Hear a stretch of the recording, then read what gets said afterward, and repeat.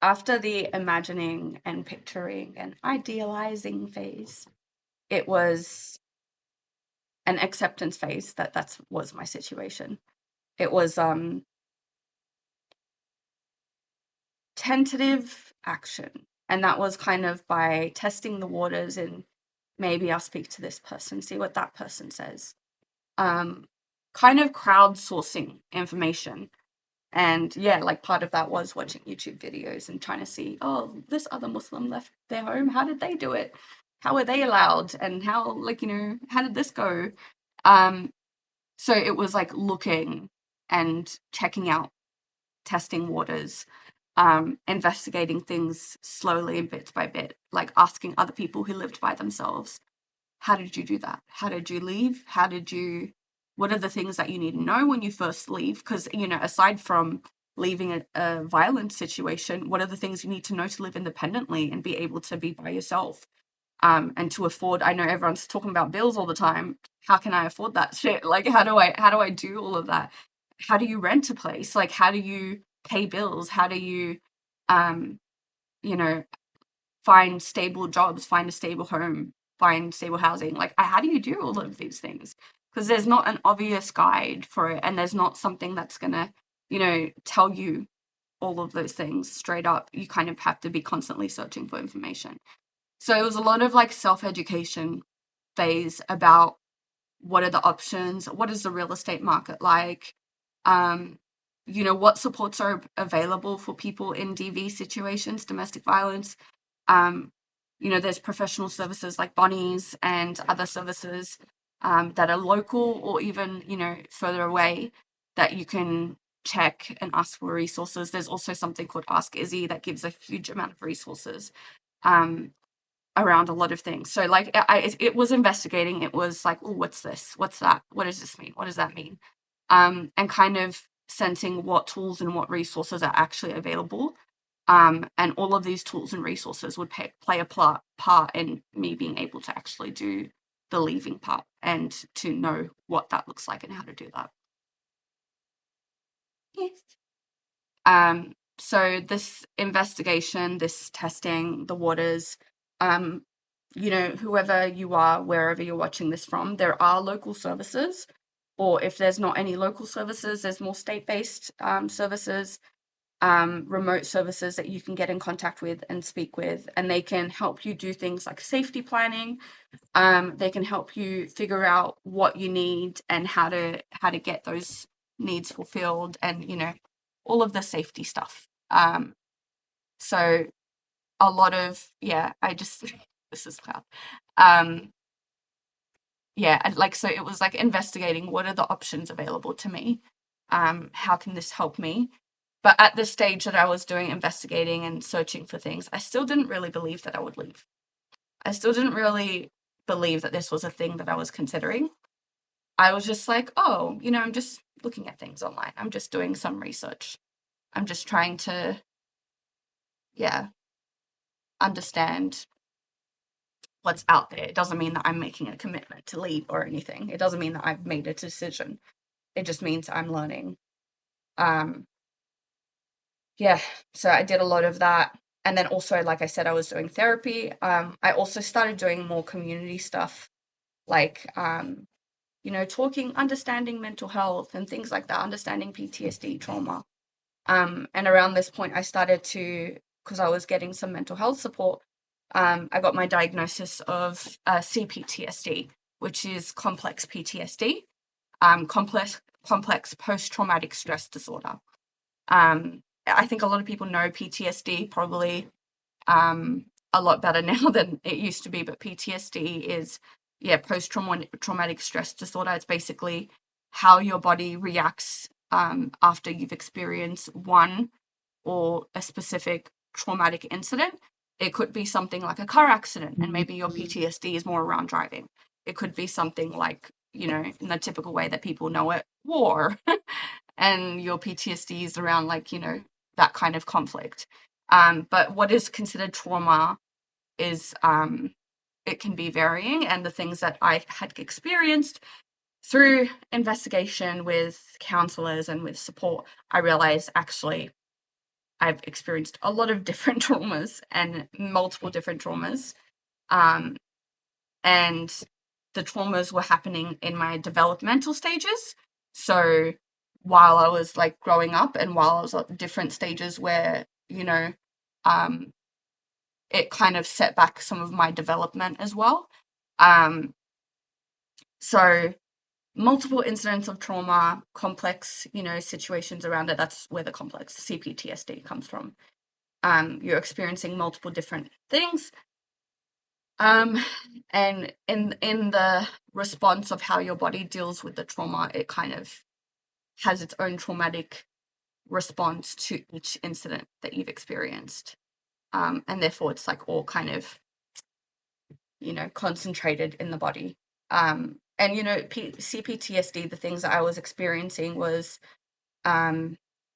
paranoia. I was experiencing and paranoia in that I was like always hyper aware. Hypervigilance is a thing that they call it, where I'm just aware of everyone around me all the time and really reactive to everyone's emotions, really reactive to everyone's bodies, really aware of things around me. So I'm constantly like on guard.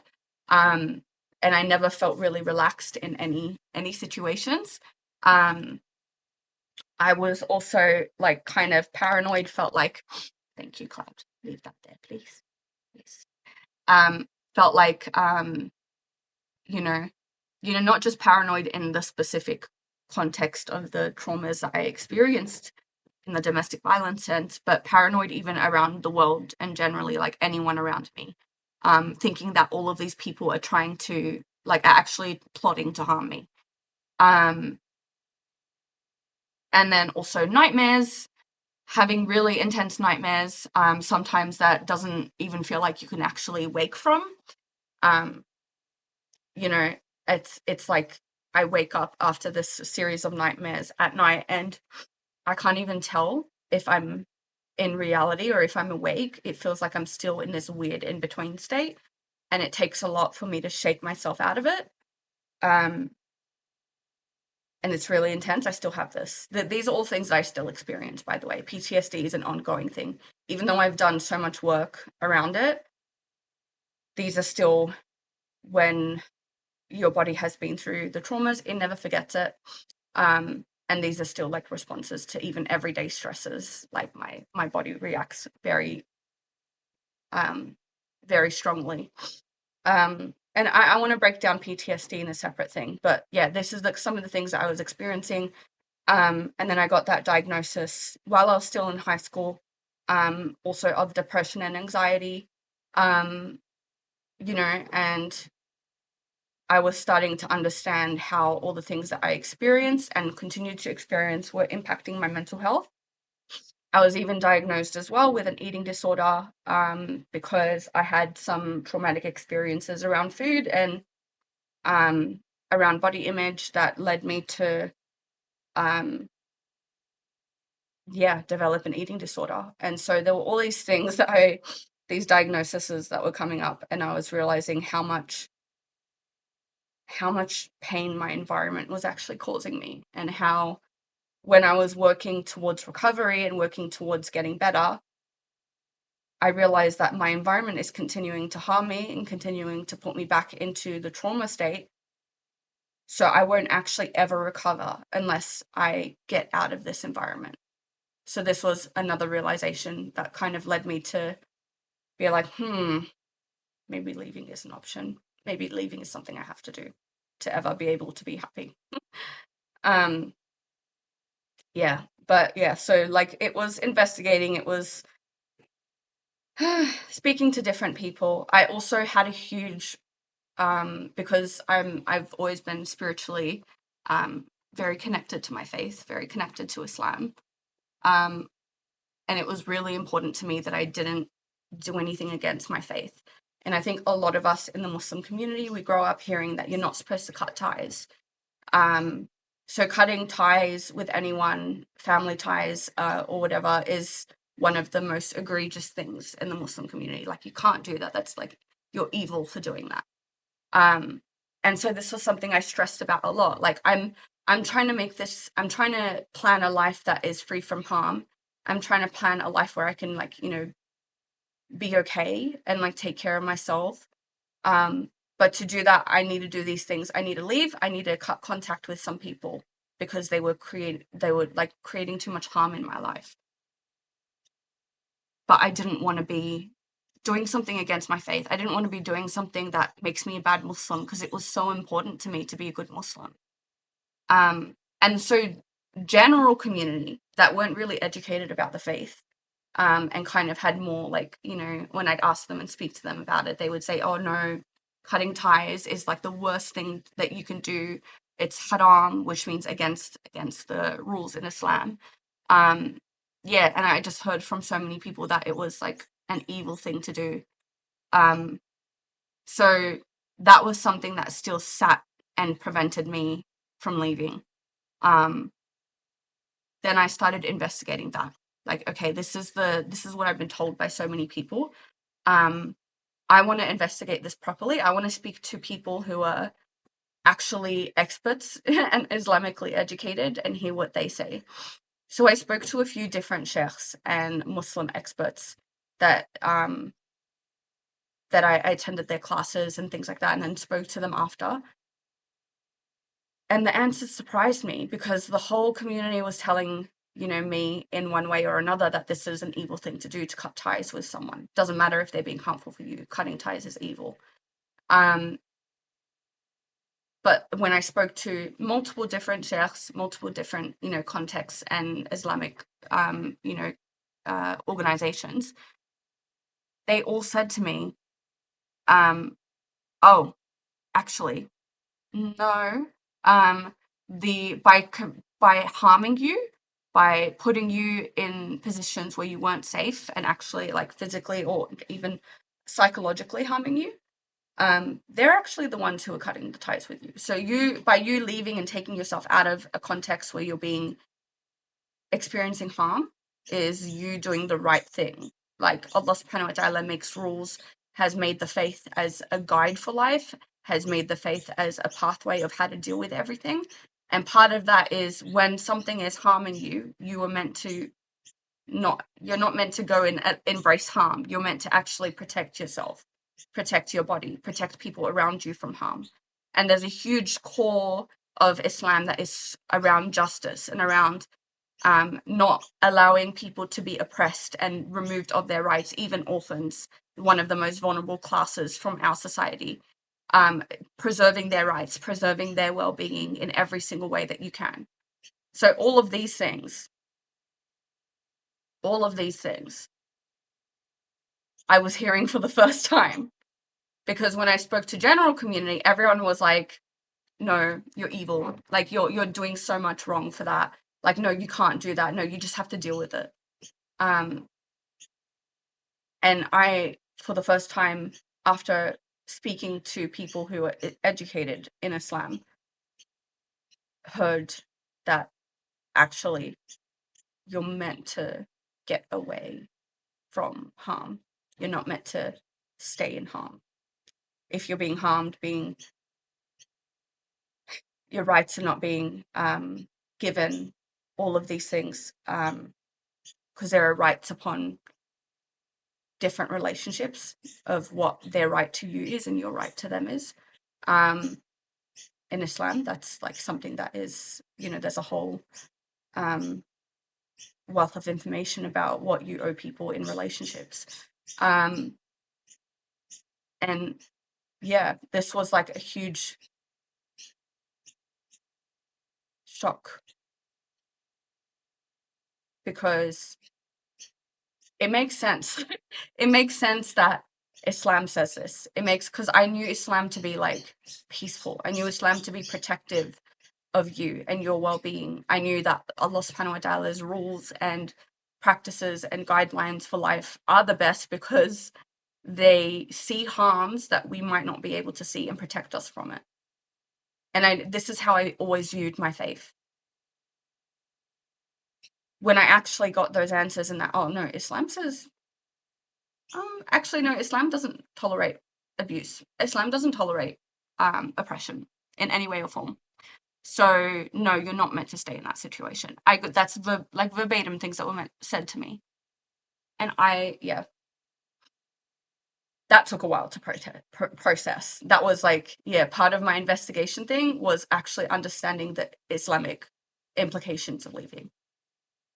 And that was basically a green light. And by multiple sources, multiple people, through my own investigation as well. I just finally questioned what people said to me that is like socially what everyone says. And this is a thing that I found out, and I was like, oh, okay. Okay. So this whole thing about how people understood ties and cutting ties, it's not just not speaking to someone, not having them in your life. It's actually, if you commit abuse and harm them, you're cutting ties in that relationship. You're ruining that relationship. And yet the way most people interpreted it and told me is, no, you're not meant to not talk to people even if they're harming you. Like, you're meant to just deal with it. And that's how abuse continued to be allowed, not held accountable, and is continuing to be allowed and not held accountable in community, because misunderstandings and prioritization of, you know, the feelings and the well-being of perpetrators of harm, oppressors, over the oppressed, because it's harder, it's scarier, it causes more conflict to hold people accountable when they're doing wrong. But instead they just tell people who are affected by the wrong, don't talk about it, deal with it, be silent. Not at all Islamic in its practice, but yeah, that's the answer that I was getting for most of my life. So yeah, that was a huge, huge thing in helping me understand, okay, wait, hold on. Okay, so they've already cut the ties. I've been striving my whole life to maintain the ties. I've did everything. I've done leading to the point of being able, actually, I want to say this, if you've gotten to the point where that you're considering leaving, it's because it is that bad. I don't care how people try and minimize it and say it's not that bad, you can just deal with it. If you're considering leaving, it means you're considering leaving your home, you're considering leaving your comforts, you're considering leaving, you know, what is familiar to you. That is a very huge, huge leap to get there. And usually a lot of things were done in between the, hey, this isn't okay, and then trying to repair those relationships, trying to change the environment. And I personally did so much to try and make the environment better and make it work. And it just didn't. And this ended up being the only way for me to be in a better place. Yeah, so that's part 2. That's investigating. That's what are my options. That's, yeah. This is a lot to talk about. I'm just realizing this is quite intense emotionally right now, but I want to do this and I want to put it out there. And yeah, if you're a person experiencing this stuff, you aren't alone in it. You're not crazy. You're not a bad person for trying to preserve your peace and your well-being. Actually, what you're doing is trying to survive and hopefully get out of survival mode and actually like thrive, ? Because it doesn't always feel like a possibility when you're in survival mode for most of your life.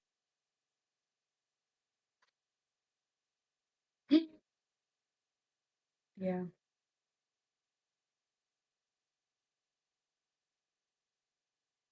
It took a lot. I didn't want to do this. I really didn't want to leave. It was the scariest thing. And if you're considering it, I know that's how you feel as well. You're like, oh shit, like, do I really need to do this? And you try and talk yourself out of it and you try and say, hey, maybe I can try and do this thing. Maybe this thing will work. Maybe having conversations with them will work. Maybe, I don't know, doing this, doing that. If you've gotten to the point where you're considering this, it's clear that those things didn't work. Sometimes interventions can actually change things. Sometimes the conversations can change things. And if it does, I'm so glad, because it is a terrible thing to have to leave. But if it doesn't, you deserve to be safe. You deserve to feel okay. You deserve to enjoy life.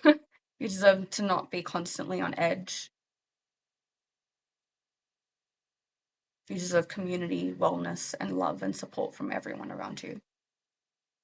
So if that's something you're not getting, and this is even people outside of experiencing domestic violence, if that's something you're not getting, make it happen for you.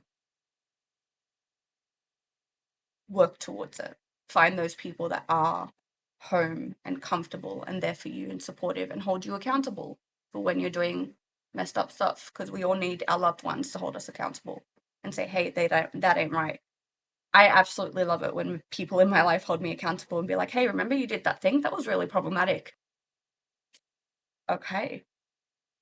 This is uncomfortable. I don't want to hear that I've done something wrong, but you were right.